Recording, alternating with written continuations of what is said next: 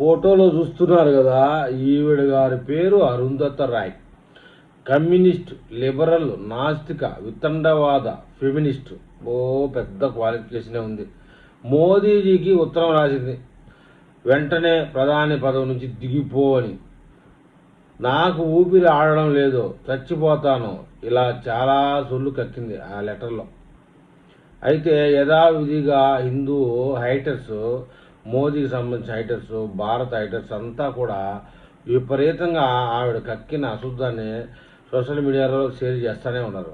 దాన్ని షేర్ చేసే బదులు ఆవిడకి బీడీలు, సిగరెట్లు మానేయమని చెప్పండి, చివరికి ఊపిరాడుతుంది, కొన్నాళ్ళు బతికి కూడా ఉంటుందని. పాపం పిచ్చావిడ. మోడీ కాకుండా యోగీజీ ప్రధానమంత్రి అయితే అప్పుడు ఏం చేస్తుంది అని కూడా ప్రశ్నిస్తూ ఉన్నారు. మొత్తానికి ఇలాంటి వాళ్ళు కూడా ప్రధానమంత్రులకి, రాష్ట్రపతులకి ఉత్తరాలు రాయడం, దిగిపో అనడం,